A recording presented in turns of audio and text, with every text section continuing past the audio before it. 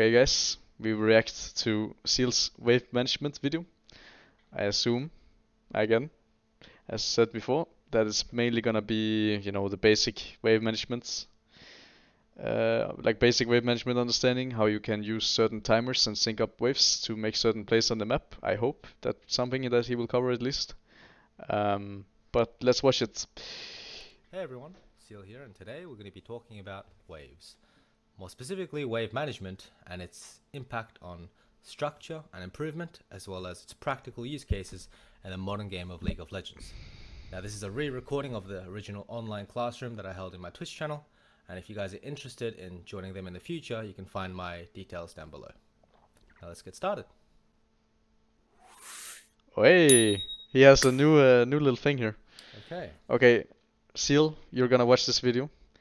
Next time you do like the Twitch thing, you say, "Watch my Twitch," and then you do something like this, and then post it on the screen. Like you put your hand up here, and then the link will be there. Okay, that's much cleaner than link in description. No one will fucking check anyways. In the future, you can find my details down below. Now But nice little intro. I like it. Okay, so wait. You should maybe change this. No, this doesn't look like your hair at all. Maybe change it. This looks a bit weird. Looks like a little nerd, but yeah, maybe change it so the hair is nice. No, I'm joking. Looks good. Okay, so wave management. A quick disclaimer before we start. This video was made for people further along in their League of Legends journey. So if you're a beginner just looking to learn what a slow push is or a freeze is, I'm sorry this video isn't for Okay, you. nice. Now, That's the good good. news is there's a lot of alternative content out there that should be free on YouTube. So That's nice. Good. He doesn't try to do like the basics. I'm happy about that because that content a lot of people already make. It's crap. But it's good for newer viewers. But he's most likely going to be talking about how you can use waves and timers that are like always there on the map, or not always there on the map, but always there in the game, like certain cannon waves spawning, etc. How waves crash or when waves crash, and how you can make plays on the map. So I hope that's something that he will talk about, and maybe potentially he will talk about freezes and how you can use them. But that's nice. please go ahead. I'm happily surprised. Now for everyone else, welcome. In this video, as I said in the intro, we'll be covering a broad range of macro ideas and how we can apply these from in a structural way, and we'll be discussing the specifics behind the structure. It should be helpful for all players, players of all skill levels from amateur to pro, coaches, as well as people that are very educated about League of Legends but may not play as much and just enjoy watching competitive play. Okay. What we won't be doing in this video, unfortunately, is solving math equations. Now, I think it's completely reasonable and understandable to ask this, but it's just not what we do here in this channel. Didn't mention how much gold Harold gives, or how much provide any math or examples in any scenario. Just really big generalizations. Not saying this isn't helpful, but it's more complex than this. Yeah, this is like last video. I want to focus on the gameplay stuff, and if you're curious about some of the other math stuff, then please go ahead and do a quick Google search. It should come out. Okay. Now we'll also not be going super in depth about every single matchup, or how to slow push or each minion interaction, right? So yeah, if you're curious about that stuff, once again, there's a lot of videos out there. Okay. Just a quick basics recap, just so we're on the same page with the other stuff. Later down the line, wave spawn every 30 seconds. Mid wave will meet at 128. Bot wave will meet at 138. They spawn from the nexus at 105, and the waves meet on the side lanes versus the mid lane at different times because the lane is longer, as well as the minions are ghosted, right? They're ghosted for different amounts of time. The average gold per wave is 125 gold until 15 minutes, and this is because cannons spawn every third wave until 15 minutes into the game. The strength of minions is determined by the average level of your team, and if the average level of your team is higher than the enemy team, then your minions should be naturally stronger and create natural slow pushes all around the map. Okay. So going on to the key points, minions act as a fixed source of income, And because of this, you can force the enemy to choose between minions and HB if you're on the winning side of the matchup. And if you're on the losing side of the matchup, you have to make this decision wisely. Which minion can I go for? Which minion can't I go for? This is really the most important key to creating an advantage in lane, right? Or minimizing and losing gracefully. Now, cannon minions obviously take longer to kill, and this means they can be used as a measure of time. Stacked waves, just like cannon minions, often lead to more pressure. This is because outside sources can use this stacked wave to dive you, or they can force you to take this stacked wave, as it's a set amount of income, to move on the map and take advantages elsewhere. More on this later. Okay, you can recall in stacked waves or cannon waves, and the idea behind this is, as I said, cannon minions take longer to kill. So on the losing side, you're basing on the cannon. On the winning side, you're looking to crash the cannon. And basically the winning side will win more than the losing side, but this is the absolute, minimum that they will lose if you're on the losing side, okay? It's a very, very important concept. Now, moving on to early wave structure, these waves are absolutely they're absolute must memorize waves. Wave 3, the first cannon, wave 4, 5, wave 6, and wave 9. The idea is, generally speaking, if you can crash first 3 waves as a stacked wave, this is very good for an early base. Wave 4 and wave 5 bases are even better because you're basing with more gold. But more often than not, you're not going to be able to base wave 4 and 5. Or most of the time, you're not going to be able to stack 4 waves either, right? You're going to be looking to stack 3 waves and then push the next wave and then base, or push the next 2 waves and base. Okay. Now the wave 6 base is important because around this time at wave 6, so 4 minutes 20 seconds when you crash it, you have around 1,000 gold, and this was important because back in the day, this is still important because back in the day and nowadays, if you start longsword, you can just in general get a better base, even go for something like a noon quiver. And then the wave 9 is the 9th wave is very important because this is when you hit level 6. It'll be around 5 minutes and 30 seconds, assuming that you haven't lost any EXP. So theoretical wave management and its applications to the modern game. Well, I just kind of want to go through how we can apply these ideas. Before we start, 30 seconds. Just quickly to talk about this. This is obviously something I mentioned before, right? These are waves. I actually said it in the session we just have. Like, these waves are something that you can use to set up certain play patterns with the draft that you have created, to play a certain way in the early game to get certain things within the game. For example, you crash third wave and then you base on AD support moves mid, you take mid control.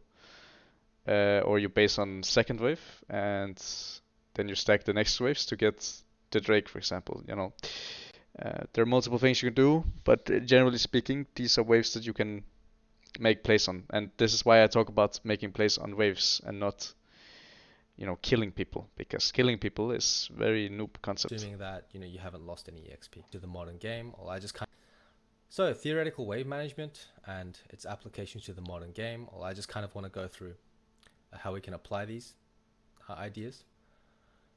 Before we start, just a stacked wave example. Kalista and Nata, one of the most oppressive laners right now. They can create stacked waves, and as I said earlier, stacked waves create more pressure, and the reason is this.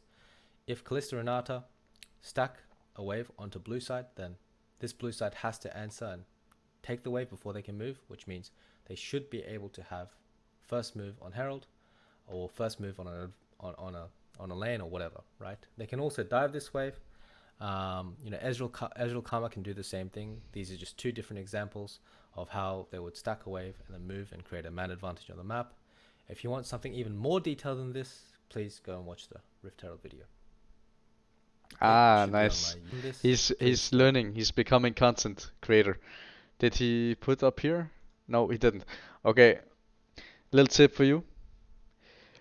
Seal, when you say stuff like this, watch the Rift Herald video. When you say this, if you want something even more detailed than this, please go and watch the Rift Herald video. When you say watch the Rift Herald video, you can make a pop-up. Okay, so you make like a pop-up and then they see it and they're like, okay, I will watch this after this video. Do that. You get their viewer retention. It's very good. Do that next time. Okay, it should be on my YouTube playlist or on my YouTube channel. Usage. I also have to get better at doing that. Just, getting people to watch the videos over and over again is good. I have to get better at that. But right now I'm just posting stuff like this. In theory, well, we want to apply these wave concepts and just kind of Oh my god, build a no. structure around it on Listen. how we play. There are some interesting correlations between waves and the jungle, and more often than not, this is the main way that we like to utilize waves, right? And the whole idea of wave management. Around wave 4 and 5, right, 3 minutes 20 to 3 minutes 50 seconds, depending on how you crash and when you crash. This is the time in which a jungler can be bot and use your priority or use these stacked waves to get a ward in the enemy jungle. The interesting thing about this is if you get a ward in the enemy jungle around 3 minutes 20 and 3 minutes 50 seconds, ideally this ward should be able to, not ideally, this ward should be able to survive long enough to see the second camp respawn and observe it for a good deal of time. Now the second camp spawns around 4 minutes 10 to 4 minutes 15 seconds, and this is assuming if they started buff and they took either Raptors or Gromp, right? Now buffs are a bit different. Like if they went Wolves Blue, for example, then blue buff or buffs in general take 5 minutes to spawn. And for camps, well, we know that jungle camps respawn at 4 minutes if you started at the camp, right? More often than not, the camp that people start at is the Wolves or the Raptors, and this is because Gromp and Krug spawn later. Now, this is a visual example of that. So basically, on red side, they got a wave 3-4 base, 4 push, wave 3-4 push, sorry. And the jungler looks to just walk into enemy jungle, place a ward down. This ward will live well past 4 minutes 15 seconds, in which when they both look for a reset, so bot and jungle should both.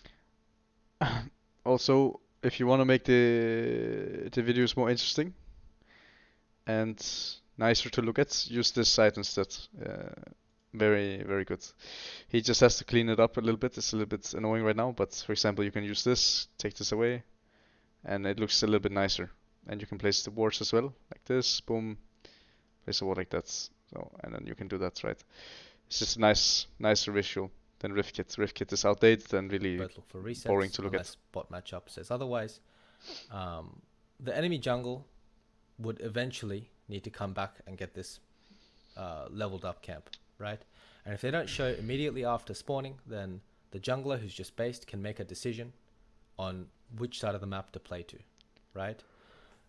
Obviously, just information is king. If you know where the enemy jungler is, you know what side they're in, then you can make better decisions. If it looks like his top side is trying to dive in Ornn, maybe you just opt to take his Raptors.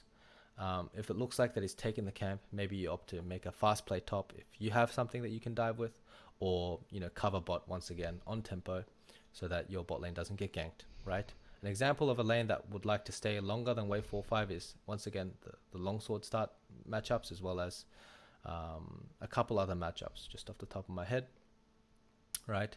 On wave 6 base or wave 7 base, etc. Okay. Another theoretical use case of waves and jungle is the third wave crash, right? Most junglers will clear by 236, 237. Some junglers are slower after the nerfs. Some junglers are slower. For example, Wukong after the nerfs, where he clears around 246 or 247 now, 3 camp. But yeah, most junglers should be able to, be bot by the third wave, and you can obviously use this third wave to dive. And then if they can't dive, obviously they can also play for the scuttle or double crab. Another visual representation, you have push, so the blue side bot lane will not be able to move. And if you have a strong 1v1 jungler that can dive, as well as just opt to farm, right? A good example could be Jarvan, right? In this case, the jungler can opt to just take this crab, and if the enemy jungler runs top, dive again on bot, or just double crab, right? So this is an advantage where this is a way that you can utilize bot push as an advantage. Now up to here, I think most people know, and if you're Master Plus, this is kind of a must know, right? But after is where people start to get lost. I feel like you can really use this to break down your lanes, and just one example of lane theory, right? And using wave management and wave theory is like in lane matchups. So for example, we know that the average gold per wave is 125 gold, and looking at the Ryze matchup, for example, most Ryze matchups, Ryze versus Syndra, Ryze wants a tier early, but in hard matchups, you can't really survive early laning by buying tier outright. The middle ground is that he wants to start Corrupting Potion, but at what wave should he base? Well, once again, 125 gold times 3, 375 gold. And then obviously the base gold generation would be able to, means that Ryze will be able to buy the tier on the third wave. And this adds a level of replicability. This is obviously a very, very simple example, right? But this means that this guy knows what he's basing for. This guy knows what he wants early and what he wants to do with the wave. In this case, Ryze would most likely start Corrupting Potion, trade his HP so that he can guarantee the push in early waves, and opt to just base and buy a tier and TP back, right? Making his lane a lot more stable. On the other side, the jungle can also play around this, and if when he TPs back, the jungler is on time to facilitate Ryze and give him a further lane advantage, once again, this could be really great, right? A jungle theory example is just like really great, right? Yeah, and obviously if you're on the other side, you as well as the other jungler, right, should realize, we want to stop him from doing this. We don't want to just give him this for free. But yeah, the lane advantage, once again, if he has to trade his really HP, he's going to be low, right? Which will give you an The option. jungle theory example is just like, we can use TF as an example, right? To potentially stop his tier process. Or just any level 6 champion. A jungle theory example is understanding these wave states or understanding key timers as an indicator, and using them as an indicator, so understanding key timers and using them as an indicator on which lane to play for. For example, we know that most level 6 spiking champions... I literally just had this example, or not this example, but I literally had just done a spreadsheet on how to play with TF. It's pretty funny. Like when you play with TF, you want to have him base on wave 6 preferably, and you want to base with him so that we can play the map together. 6 roaming champions like Twisted Fate, Ryze, likes to base at level 5, and this is because they want item spike and they want to make sure they're full HP, full mana. As a jungler, you would know that they like to do this pre-wave 9, because wave 9 is when they hit level 6, and this means that the jungler in general would like to play through mid before 5 minutes and 30 seconds, so around 5 minutes, for example, so that your mid laner can get a free base or a good base. If a jungle, for example, in this case, plays through mid, and he opts to give TF a base at wave 7 or wave 8, and then opts to control one side of the jungle after that, or one side of the map after that with a pink ward, then this means once Twisted Fate hits 6, he can pivot to the side where there's no vision, and it creates a tremendous amount of pressure to the enemy jungler as well as bot lane, right? So this is just one way that you can use jungle theory, right?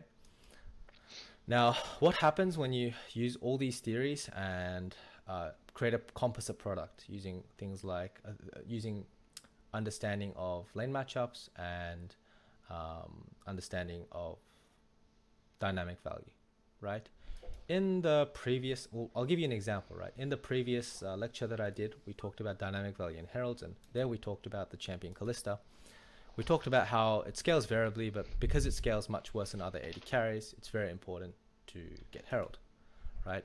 We knew that she can close games with Soul and Baron if played around, and because it's countered by multiple comps, it's very important to snowball early. Thus, very unhappy when trading the map, very unhappy when you're not taking the heralds. So let's apply this dynamic value, lane matchup understanding, as well as wave management to a more advanced form of lane analysis, in which can help further the replicability and consistency behind your play or your analysis, right? Obviously tremendously helpful if you're able to be consistent and replicate these results over and over again as a professional or any type of player, right? Composite application. So first of all, we're just going to identify the Senatam versus, or Kalista Renata versus Senatam matchup. We want to identify the matchup first. We know that they're double range versus melee, so therefore Kalista side will have wave control. And because we know this is an example of the composite, right? The composite product. We know that Senatam can out-sustain Kalista Renata when they stay in lane longer. We know that Kalista, using her wave control, would like to base early. Now, the time that she would like to base is around wave 3 and 4, predominantly because wave 3 and 4 is a time when, on the bounce, Tahm Kench actually has W and basically all 3 spells. And before that, they can't really interact with you, right? Interact with these 2 champions. So they opt to, base wave 3, 4, play lane with a lane advantage, and therefore kind of control the lane and consistently create slow pushes in which eventually they'll play for 4th cannon or the 7-minute 10-second base or push into shift, right? This is 50 seconds before the Rift Herald, and by using this slow push they can shift into or reset or even swap with like their top laner and secure the Herald, right? So it's an understanding that, okay, we know that Kalista wants early Herald. We know that we have... Okay, right now he's talking about play patterns, right? Which again I have talked about on stream a lot. You can draft a specific way, a specific composition to play a certain way. And this makes it easier to play and it makes it easier to scrim. Because you already know what you want to do, now you just have to execute, right? So, very nice to see. This is something every competitive player needs to know. And something a lot of competitive coaches don't know, which they really, really should know, because it is essential to make a good team and to make a good player and to be a good coach as well. So it is very important. Push early. We know how the matchup goes and we don't want to stay around too long. So this is how we want to play the matchup every single time. And this is kind of a more advanced version of breaking down and utilizing wave management. Okay. Now what happens if you don't really know this, or if things go wrong? Well, you can identify when things go wrong, but if you have no idea, then once again you can tell, like you can see the tremendous costs behind that, right? Let's just say Kalista fails to base wave 3 and 4, right? Because she either doesn't know there's a cannon on wave 3, or because she doesn't understand that this is generally a good base timer, or because she stacked the wave wrong. I mean, it could be really any reason. Mm-hmm. Then the other side, who may identify the matchup slightly better, will play to sustain and delay the recall of Kalista Renata, leading to a delayed recall on the bot side and Senna TK maintaining a lead all throughout the lane afterwards, because Kalista Renata is no longer laning with an item advantage. Yeah, and then you fail to build a lead, and then because enemies has better champions, you will lose the game. Right. And what happens? Well, Herald is lost. Right. So now the value of Kalista goes down significantly, and not lose the game, but you will be in a disadvantage. This is one of the many reasons why wave management and applying this to your everyday gameplay is tremendously beneficial. Mm-hmm. Okay. So to summarize, waves can really bring structure to the game. Obviously, it's not the only thing that's important. If you space incorrectly, if you don't understand tempo usage or vision usage or lane matchup specifics, this will tremendously impact your ability to play waves well, right? However, you can see how if you apply these in the correct way, or if you apply these in the correct way while not understanding a lane matchup, you can use this to find when you're actually strong through trial and error. Okay, so at least gives you a baseline in which you can start to experiment and further develop your ability to be more consistent and play lanes or analyze lanes. Okay, whoever knows wave management at a higher level, whoever knows the matchups at a higher level, will generally be able to consistently gather more leads. And I think that this is why, if you look at Western regions going into Worlds, right, they tend to struggle a lot straight from the beginning, right? I think there are 2 weaknesses to the Western regions compared to the Eastern regions when it comes to League of Legends, and that is 1, just the ability to play lane and understand waves, and 2, really the ability to team fight correctly, but that is another story altogether. So I really hope you enjoyed this one. It was a pleasure to make it, and have a nice day. yeah, I mean, good video. Good video.